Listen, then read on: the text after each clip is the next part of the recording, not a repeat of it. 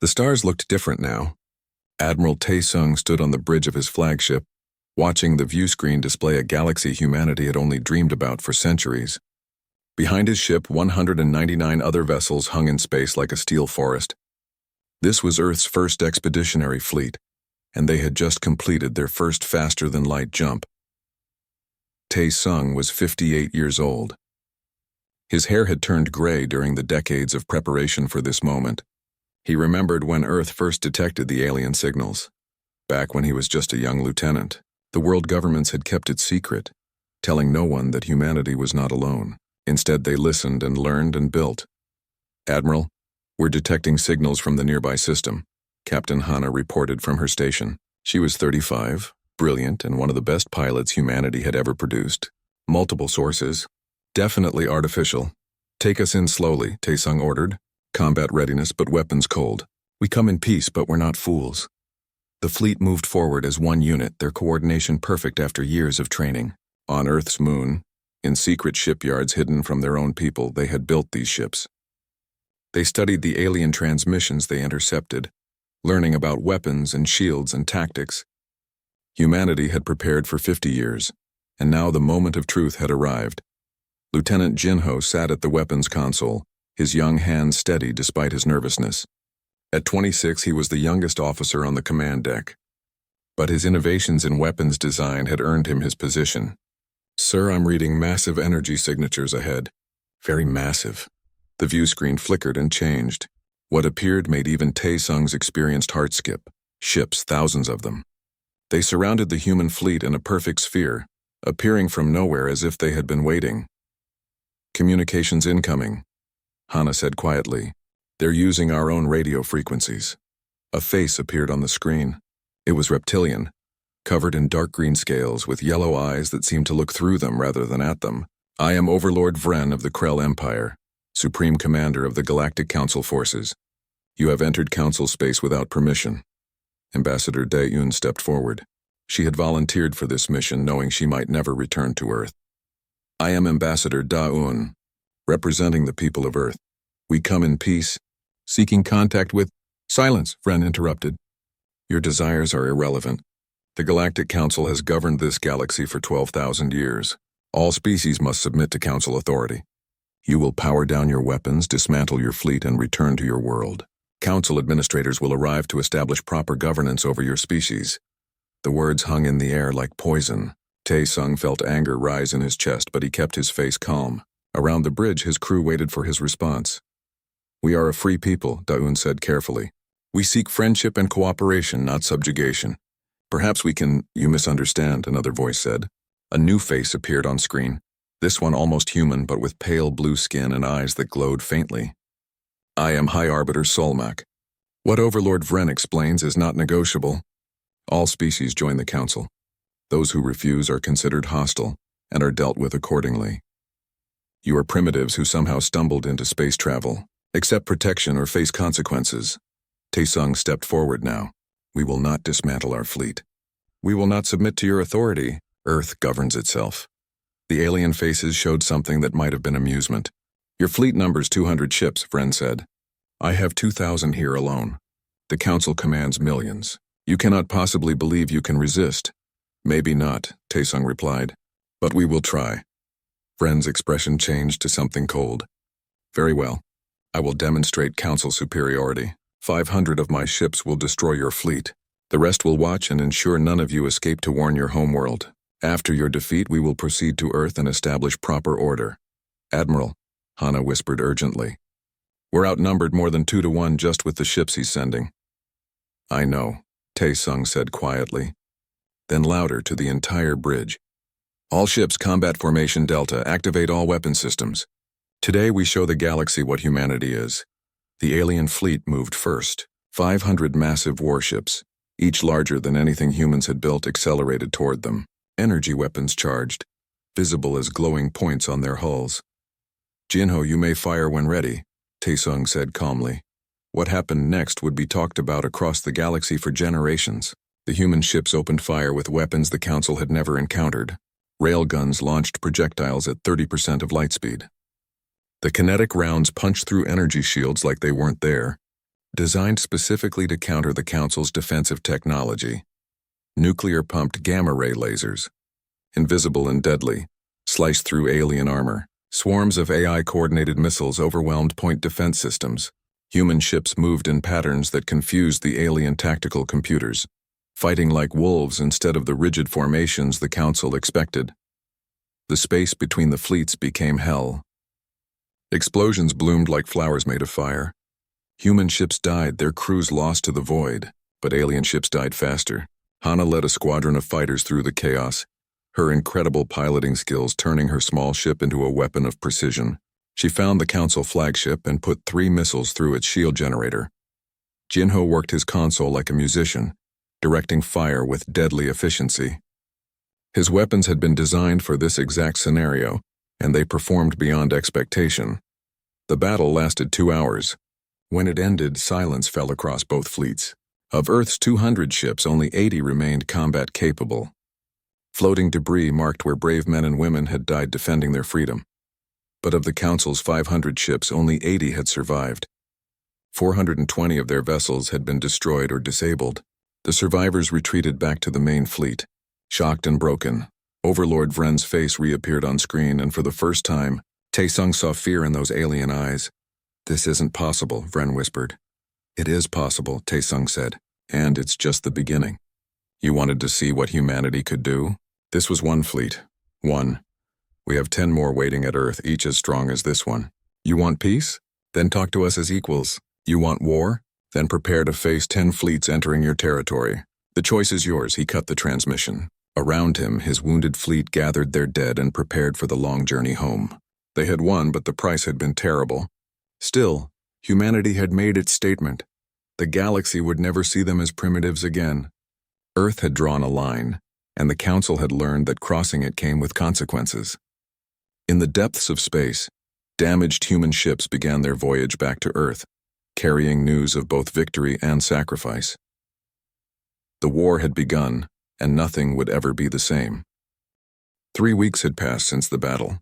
On the Council's capital world, Centrum Prime, panic had replaced confidence. In the massive assembly hall, representatives from 47 alien species argued with voices that echoed off crystal walls.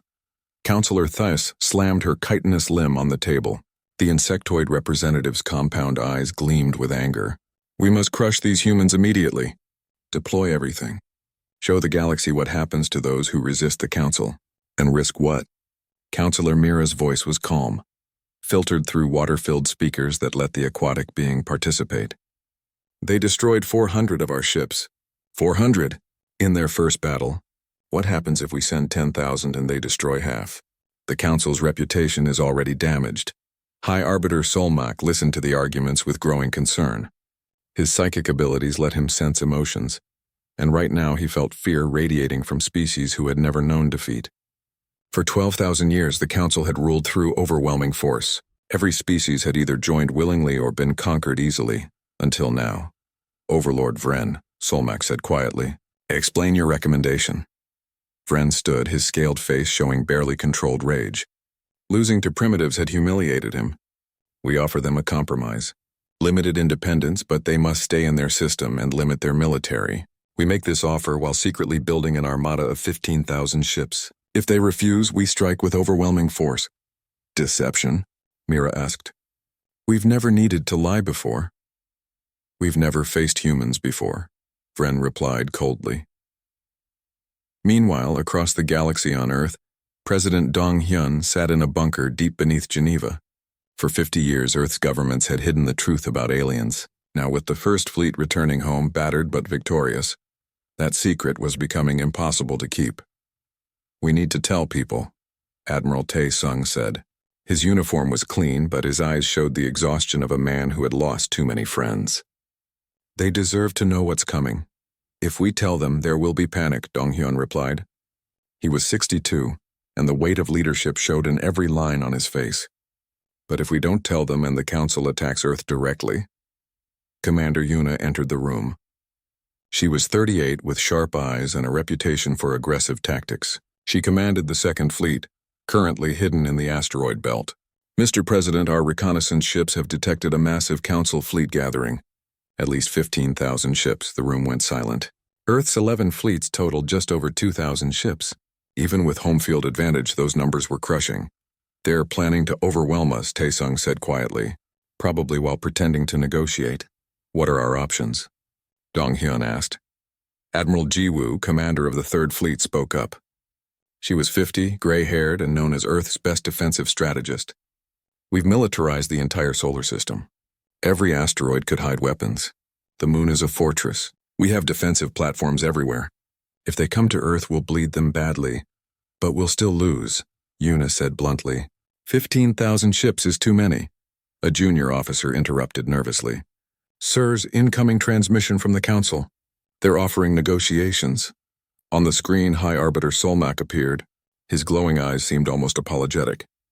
People of Earth, the Galactic Council offers you an opportunity. Accept limited independence. Remain in your solar system. Reduce your military to a small defensive force. In exchange, we offer peace and the chance to eventually join the Council as full members.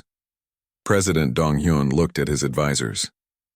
Ambassador Da-eun, who had returned with the 1st Fleet, shook her head slightly. The offer sounded reasonable, but it was a cage. We need time to consider, Dong-hyun said carefully. You have 1 week, Solmak replied, and the transmission ended. Dr. Hyun, Earth's lead weapons scientist, entered the room carrying a data pad. She was brilliant but nervous, more comfortable with equations than politics. Mr. President, I've analyzed the battle data. Our weapons work better than predicted. The Council's shields can't stop kinetic weapons at high velocity. Their ships are bigger but slower. Their tactics are rigid. We studied them for 50 years, Taesung said. We designed everything to counter what we learned. But numbers still matter. What if we show them all our fleets? Yuna suggested suddenly. Let them see what we really have. Maybe it will make them think twice. Dong-hyun considered this. It was risky. Showing their full strength might provoke an immediate attack. But hiding it wasn't working either. Do it, he decided. Broadcast our military exercises. All 11 fleets. Let the galaxy see that humanity is ready. 1 day later, every major communication channel carried the broadcast. Earth's 11 fleets, over 2,000 warships, conducted synchronized maneuvers. They demonstrated weapons that made Council technology look outdated. They showed coordination that proved humans fought as one unified force. The message was clear. Earth was not bluffing. The 10 fleets Taesung had mentioned were real, and they were ready for war. On Centrum Prime, the Council watched in stunned silence. Councillor Thiss's rage grew. This changes nothing. We still outnumber them. But Solmak sensed something else in his fellow Council members. Doubt, fear. For the first time in millennia, they faced an enemy that had prepared specifically to fight them. Captain Borum, commander of Earth's stealth ship Silent Arrow, drifted through Council space invisible to their sensors. Her small crew monitored communications, gathering intelligence. What they heard was fascinating. The humans only defended themselves, one alien transmission said. Vren attacked first. Why are we fighting them? Another asked. What threat do they pose if they stay in their system? The Council lies to us, a third voice claimed. They fear any species that shows independence. Borum recorded everything and sent it back to Earth via encrypted quantum communication. The Council wasn't as unified as they pretended. Some species were questioning this war. Back on Earth, Dong-hyun made his decision. He activated every broadcast system on the planet and appeared before humanity for the first time as a leader facing a galactic threat. People of Earth, he began, his voice steady. For 50 years, your governments have kept a secret. We are not alone in the universe. And now the aliens we discovered have demanded our surrender. Around the world, people stopped what they were doing and listened in shock. They want us to give up our freedom, dismantle our defenses and accept their rule. We have refused. A war is coming, but we are ready. For 50 years, we prepared. We built ships. We trained soldiers. We created weapons. And 3 weeks ago, our first fleet faced the Alien Council and won. He showed footage of the battle. People watched human ships fighting against impossible odds and surviving. They thought we would bow. They were wrong. Humanity bows to no one. The galaxy will learn what we are made of. We ask for peace, but if they bring war, we will show them that Earth stands ready. And we do not stand alone. The broadcast ended. Across Earth, the initial panic gave way to something else. Determination. Pride. Unity. Humanity faced the stars together now, and they would not yield. In space, the 11 fleets prepared for what was coming. The Council had 1 week to respond to their demonstration of strength, and in that time, both sides would prepare for the war that seemed inevitable. The galaxy watched and waited, wondering if the impossible could happen again. Could humanity, alone against an empire of 47 species, actually survive? The Shadow War had begun. 2 months after the first battle, both sides fought in secret while pretending to negotiate. In the darkness between stars, covert operations decided the fate of billions. Captain Borum guided her ship, Silent Arrow, through Council territory like a ghost. Her crew of 15 specialists operated in perfect silence. Their ship used technology that made them invisible to Council sensors. They had been deep behind enemy lines for 6 weeks, mapping military installations and recording communications. "Captain, we found something," her sensor officer whispered. On the screen, a massive shipyard appeared. Hundreds of Council warships were being built simultaneously. "Mark the location," Borum said quietly. "Command will want to know about this." But they weren't the only ones operating in shadows. Commander Zelith, leader of Council Black Operations, had sent infiltration teams toward Earth.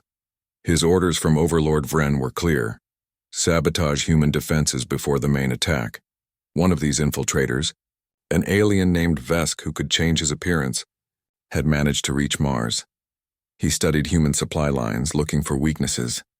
But human security was better than expected. Commander Sang-Woo, who led Earth's counterintelligence forces, had prepared for this.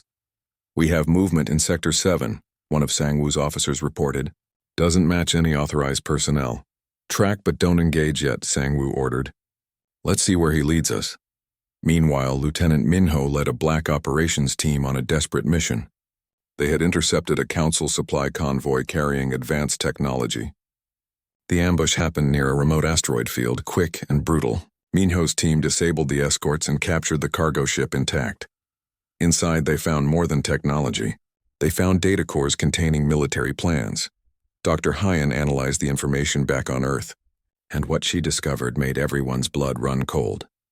"The Council is building an armada of 15,000 ships," she reported to President Dong Hyun.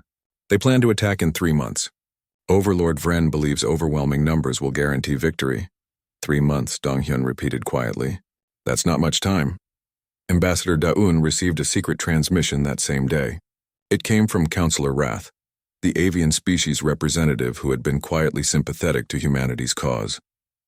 "Ambassador Daun, I contact you at great risk," Wrath's message said. "Not all Council species support this war. Many of us are tired of Overlord Vren's aggressive tactics, but we fear to speak openly.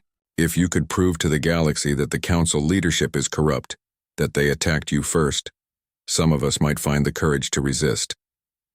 Daun brought the message to President Dong Hyun. "This changes everything," she said. "We're not just fighting for Earth's survival. We could liberate the entire galaxy from Council tyranny. But first we have to survive," Admiral Taesung reminded her. "And Vren's trap is closing." The trap came sooner than expected. Earth's 4th Fleet, commanded by Admiral Kyung-ho, was on patrol near the border of human-controlled space. Suddenly, 3,000 Council ships appeared from hyperspace, surrounding them. "All ships battle stations," Kyung-ho ordered. He was 45, calm under pressure, but even he felt fear at those numbers. Back at Earth's command center, alarms screamed. "The Council is attacking the 4th Fleet," an officer shouted. 3,000 ships. Admiral Jiwoo studied the tactical display. "This is a trap. They want us to send reinforcements, then ambush those too. They're trying to destroy our fleets one by one." Admiral Taesung made a decision that seemed insane. "We let them think they've won, sir?" Jiwoo asked, confused.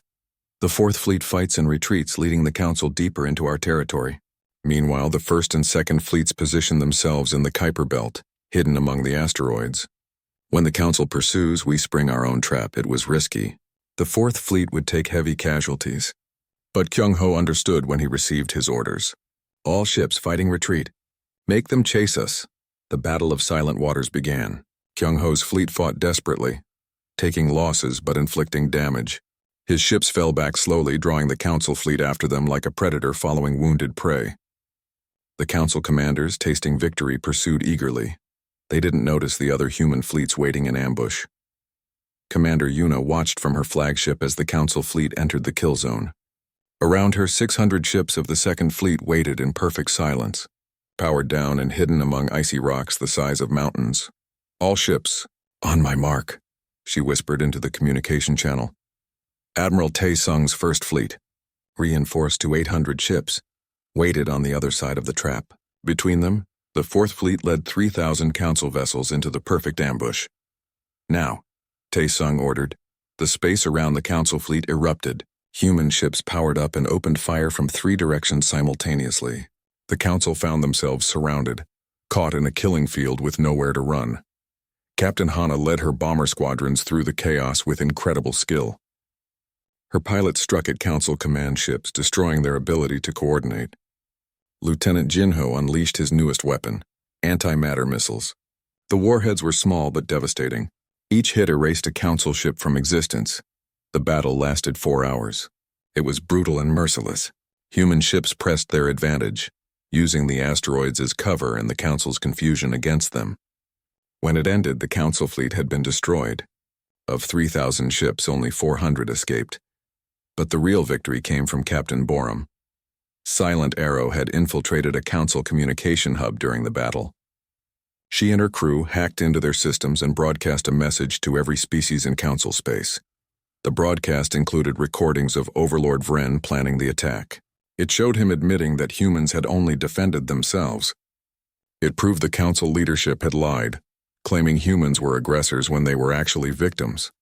Most importantly, it included footage from the Battle of Silent Waters. The galaxy watched as human forces crushed a council fleet 3 times their size.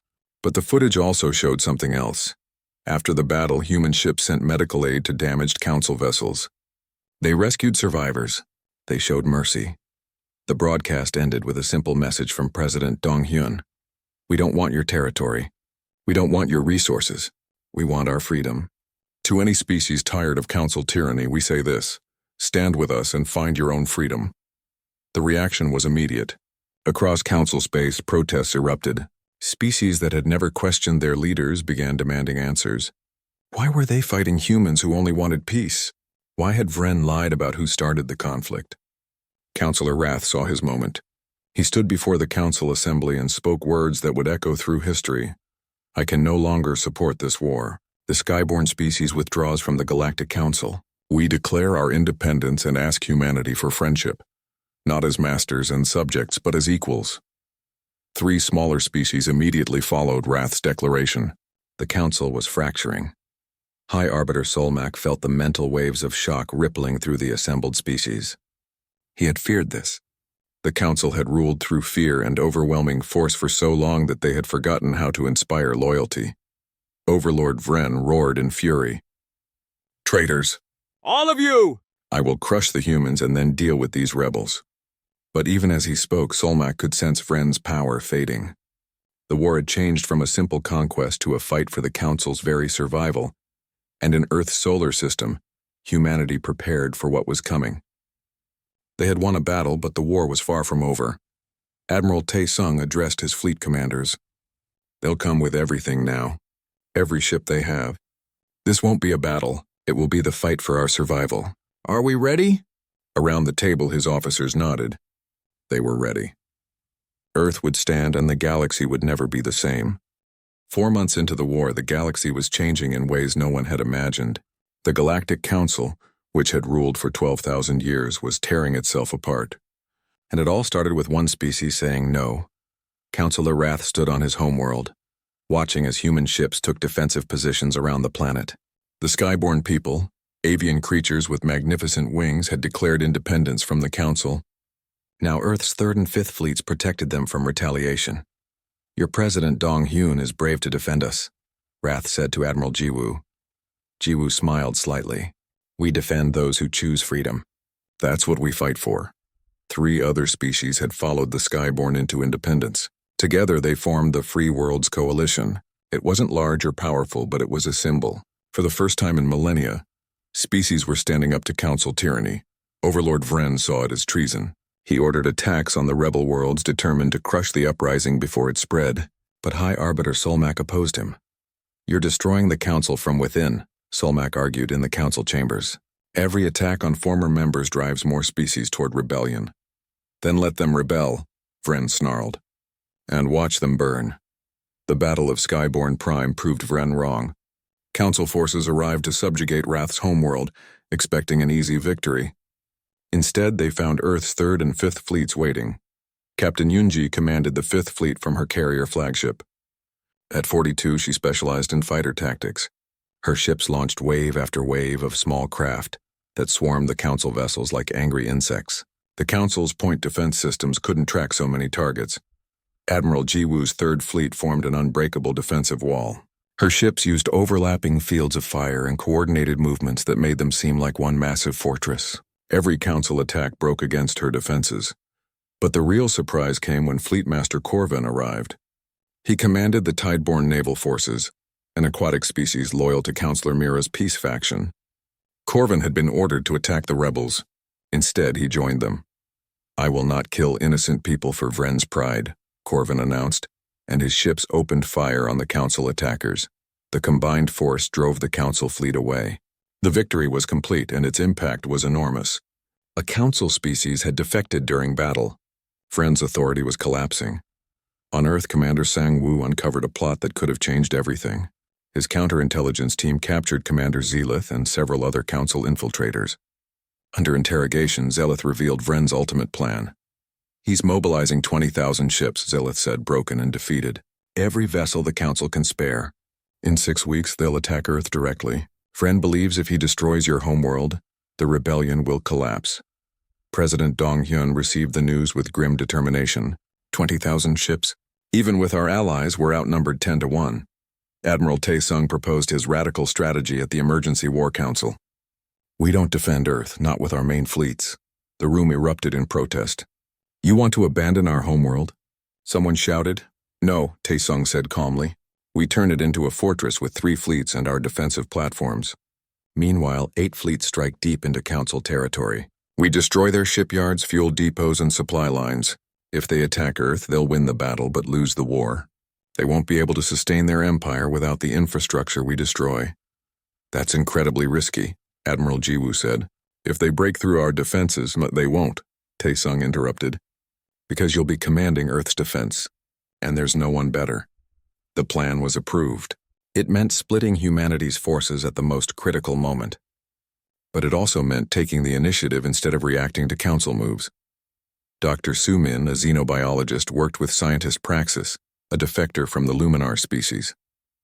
Together, they created breakthroughs in communication and technology sharing. The Free Worlds Coalition was learning to work together, combining different species' strengths. "Your kinetic weapons are devastating," Praxis said, studying human railgun designs. "And your artificial intelligence is far more advanced than ours. But our energy shields are more efficient. If we combine technologies..." The collaboration produced hybrid systems that made both human and alien ships more effective. Captain Yunji's carriers received improved shields. Admiral Jiwoo's defensive platforms gained better targeting systems. Meanwhile, Commander Yuna prepared her 2nd Fleet for the deepest strike into Council space. Her target was Forge Prime, the industrial world that produced 30% of all Council warships. "We go in fast and hit hard," she told her captains. "Destroy the shipyards but avoid civilian casualties. We're not like them." Ambassador Da-yoon and Ambassador Taiwan worked tirelessly to expand the Free Worlds Coalition. 5 more species joined, bringing valuable resources in strategic locations. The coalition was still small compared to the Council, but it was growing. 6 weeks passed in a blur of preparation. Earth's defenses were strengthened until the planet resembled a military fortress. The moon bristled with weapons. The asteroid belt hid thousands of platforms. Satellites armed with gamma-ray lasers orbited in perfect formations. Lieutenant Jinho developed his ultimate weapon, planet-based mass drivers that could launch asteroids at half the speed of light. The kinetic impact from such weapons would be devastating. President Dong-hyun addressed Earth one final time before the battle. "The Council is coming. 20,000 ships will try to destroy our home. But we are ready. Our defenses are strong. Our allies stand with us. And 8 of our fleets are about to show the Council what happens when you threaten humanity. He paused, looking directly into the camera. To every human, whether you're on Earth or in the fleets preparing to strike, know this. We fight not for conquest, but for freedom. We fight so that every species in this galaxy can choose their own path. History will remember this moment. Make it count, the broadcast ended. Across the solar system, millions of people prepared for war. Some prayed, some checked weapons, some simply held their loved ones close. In deep space, 8 human fleets made final preparations. Admiral Tae-sung's first fleet would strike the fuel processing stations. Commander Yuna's second fleet would hit Forge Prime. 6 other fleets had their own targets, each one critical to the Council's war machine. All fleet commanders. This is Tae-sung, the Admiral broadcast. When we jump into Council space, there's no turning back. They'll know we've abandoned defensive positions. They'll attack Earth with everything. But by the time they realize what we've done, it will be too late. We're going to cripple their empire. He took a breath. Humanity has always been at its best when facing impossible odds. Today we fight for everyone who ever dreamed of freedom. For Earth, for the Coalition, for the future. All fleets engage hyperspace drives. 8 fleets vanished, jumping deep into enemy territory. Behind them, Earth waited with 3 fleets and enough firepower to make any attacker pay dearly. The endgame had begun. Within days, the galaxy would know whether humanity's gamble would lead to victory or extinction. And 20,000 Council ships, led by Overlord Vren's personal flagship, set course for Earth. The largest battle in galactic history was about to begin. The final battle began with fire across the galaxy. 8 human fleets struck Council territory simultaneously, and the impact was devastating. Commander Yuna's second fleet emerged from hyperspace directly above Forge Prime. The industrial world's orbital shipyards spread out before her like a mechanical forest. Hundreds of Council warships were under construction. All ships engage targets, Yuna ordered. Precision strikes only. No civilian structures. Her fleet moved like a knife, cutting through orbital defenses. Railguns destroyed shipyard after shipyard. Nuclear-tipped missiles turned construction docks into debris fields. In 30 minutes, Yuna's fleet crippled the facility that produced 30% of all Council warships. The planet's defensive fleet tried to respond, but they were designed to stop invasions, not hit-and-run raids. Yuna's ships were already jumping away before reinforcements arrived. Admiral Tae-sung's first fleet hit 3 fuel processing stations in quick succession. Without these facilities, Council ships couldn't refuel. Captain Hana led the bombing runs personally, her fighter squadron dancing through defensive fire to place charges with surgical precision. The explosions were visible from nearby planets. Massive refineries that had operated for centuries vanished in balls of fire. 6 other human fleets struck across Council space. Communication hubs went dark. Supply depots exploded.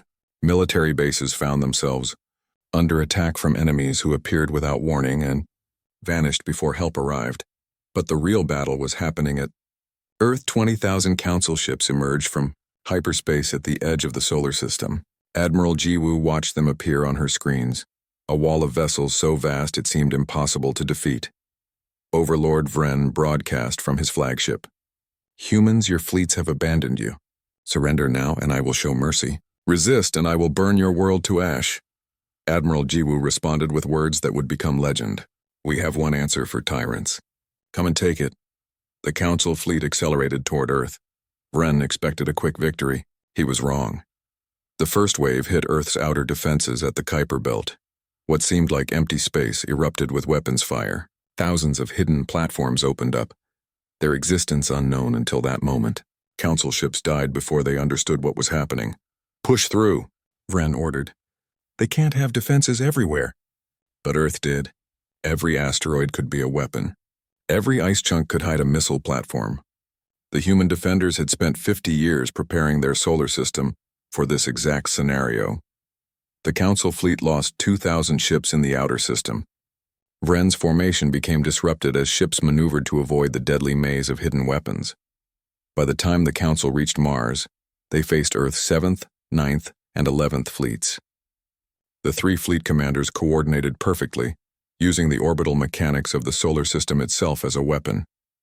Lieutenant Jinho activated the planet-based mass drivers. Asteroids accelerated to half the speed of light became unstoppable kinetic weapons.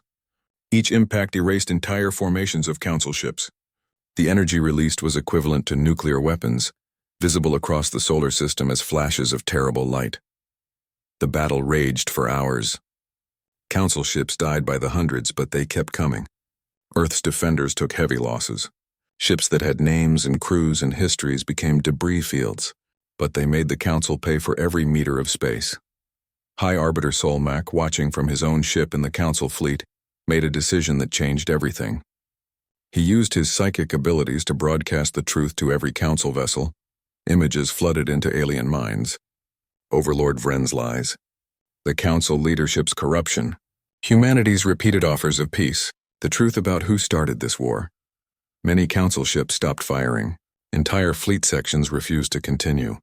Captains who thought they were fighting aggressors realized they were attacking victims. "No," Vren screamed. "All ships, ignore that transmission. Continue the attack." But his authority was breaking. Species that had followed him out of duty now questioned everything. Some ships began retreating. Others simply powered down their weapons. 8,000 Council ships remained loyal to Vren. It was still a massive force, but now they were fighting alone. The Supreme Commander ordered them forward in a desperate final assault. Earth's defenses were exhausted. Ammunition was running low. Defensive platforms were destroyed or damaged. The Moon's weapons were overheating. Admiral Jiwoo prepared for a last stand. Then the scanner showed something impossible. 8 human fleets emerging from hyperspace. Admiral Tae Sung had completed his mission and returned. His forces were battered but operational. Commander Yuna's fleet had fought its way across the galaxy and made it home. Every fleet commander had survived their suicide missions and come back. The Council forces were caught between Earth's defenses and the arriving fleets. Vren's flagship tried to break through to Earth's surface, determined to complete his mission even in defeat. Captain Hana intercepted him. Her bomber, smaller than a lifeboat compared to the massive flagship, somehow penetrated the defenses.